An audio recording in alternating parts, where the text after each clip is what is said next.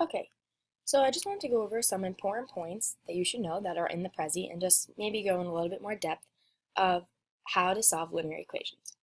So the first thing which is important to know is that the goal is to isolate the variable. As it says here, that the variable has to be by itself on one side of the equal sign and have a coefficient of a positive 1. So the goal is to get the x or y or z, whatever it is, on by itself on one side of the equal sign. Once you do that, you have to be sure that whatever operation you choose to perform, it has to be performed on the other side.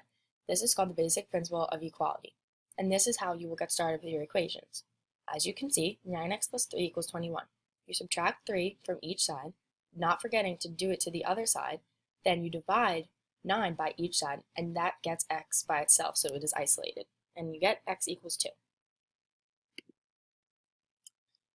The next thing to be aware of is you have to remember to do the operation on each side, of course, and distribute if it's needed. The first step will almost always be adding or subtracting from each side if there's an addition or subtraction sign over here. So as you can see, 6x plus 3 equals 21. You're going to subtract 3 from each side, then you're going to divide 6 from each side, and then you get your solution. Pretty simple, and once you figure it out and you know the steps, you're going to always subtract or multiply. Like if you see this here from each side, then you would do the division, and then that's how you'd get the isolated variable. Once you get your solution, it's important to check your solution so then you know that you have the right answer.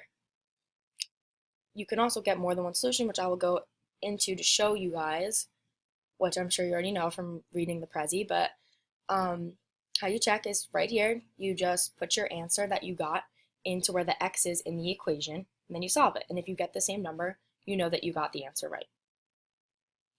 So now I just want to talk a little bit more about how to tell the different types of solutions that there are. So I'm going to go to this page. Actually, whoops. Okay. So here, as you can see, they show no solution equations. If you look here, you see 2x plus 3 equals 2x plus 7. So you can, as it says, that there's x's on both sides. So what you do is you have to subtract. So you subtract 2x from each side, but then it just leaves you with 3 equals 7. Obviously, you know that there's something wrong with this, but you have to remember that there is some problems that are going to have no solution. So even when you check it, it might still be right because there is certain problems that are no solution. Then, if we go down here, there's infinite solutions, where you do 2x plus 3 equals 2x plus 3, and when you do it, you get 3 equals 3.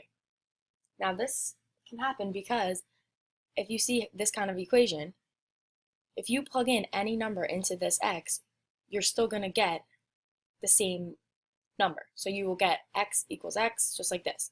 It doesn't matter. If you put a 4 in there, you'll end up with the same answer down here. So that means that there's an infinite number of solutions. You can have many different answers to this one solution, and that's how you know that you have an infinite solution problem. A lot of this can help if you check the problem, because then you can see what answer you get and if you can have more than one solution, one or not. Now, if we go back to the Prezi, you can see here that when there's one solution, obviously it's pretty easy. It's just going to be x equals a, and that's the only solution you're going to get. You'll have the x on one side, and the other side will be a number. When you don't get that, that's when you know it's either no solution or infinite solutions. And no solutions you'll know because you'll see that the equal sign, it says 0 equals 1 or 2 equals 7, which obviously do not equal each other. So that's how you know. Then infinite, you'll know because if you get the same answer, like 0 equals 0 with no x or variable, then you know that you have infinite solutions. Okay, so now I just want to go to some of the helpful links. There's a slide on the Prezi, which is right here, that you can go to, which can help you. There's 3 of them, and I'll just go to some of them just to show you. So this is the first one. I have it up right here. And there's just some problems that you can do to practice. and you can press submit, and then it'll go to the next one. So here, like 3b equals 6. So you would divide. This one doesn't have any addition or subtraction, so then you'll just go to the next step, which would be the only step you can do, which is divide. So you divide 3 on both sides. So 6 divided by 3, which would be 2. You press submit, and then it tells you if it's right. And then you would do the same thing for the next one. Since this one's division, you do, to get rid of division, what you have to do is multiply. So you would multiply 2 on each side, and you would get 6. And then you go, and it goes on from there. Another good website that you can go to is Khan Academy, which is an explanation of it'll give you a little instructional video on how to solve linear equations that have more than one solution, no solution, or infinitely many. But then you can go to this one that I have down here, the purplemath.com, which is right here. And it just goes into all explanations of how to solve linear equations. You can go to the bottom, so here's just an explanation of everything. It says, whatever you do to an equation, do the same thing to both sides of that equation, which is very important, as you guys know, but I can't stress that enough to you guys. And then down here, you would just solve some problems. So it's 10 plus a equals 9. So you would just solve it, press answer, and you would get the answer. Okay, so these are just some helpful links that you can use. The Khan Academy one will help you if you're having trouble with solving equations and not being able to tell between if they have one solution, infinitely many, or none. So the Khan Academy will be very helpful.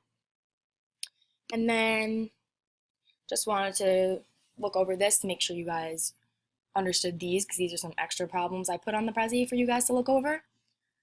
Here's like the example one I could just explain. Determine if the following value, x equals 3, is a solution to the equation, which is a question that you might see come up on quizzes or tests. So it basically wants you to do a check instead, and see if that 3 will be a solution to this. So basically going backwards. They give you the answer, and then you have to go back and check it. So you would plug in the 3 where the variable is, and then solve it, and if it equals the same thing, then 3 is the solution. So then that would be correct. Then here, it's determine if the equation has none, one, or infinite solutions. So here's the 2 different problems. Obviously, you'd go through the whole thing. So you subtract 3 from each side, then you subtract 7x from each side, and you get 0 equals 0. So that one obviously has infinitely many, because you get the same answer on each side, so 0 equals 0. So that's how you know it'd be infinitely many.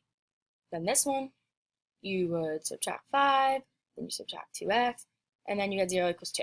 So obviously, they don't match up, they don't equal each other, so that's how you know that there would be no solution to that problem. Okay. So now I hope you guys all had a good understanding of how to solve linear equations in one variable. Make sure that you really read through this Prezi and make sure you understand every point and come in with questions to class tomorrow if you have any. So I want to make sure everyone has a good understanding of everything and really understands the Prezi. So make sure you guys really read it over. And if you have any questions, you can ask me tomorrow about it. And also really, really important to make sure you watch this video that I put on here. It can really help if you are struggling with trying to figure out how many solutions your problem has, and it kind of gives a little overview. So really make sure you watch this video. It's very important. And then tomorrow in class, we're going to be playing a game, and I'll explain it a little bit more tomorrow, but we're going to be playing a game when we first get to class to see how much you learned from this lesson. And it's going to be a group game where you're going to have to be passing around a paper to solve equations, and you guys are each going to be doing different steps of the equations. So I'll go into that a little bit more tomorrow, but just be prepared for that, and I hope you guys, study everything, and I'll see you guys tomorrow in class.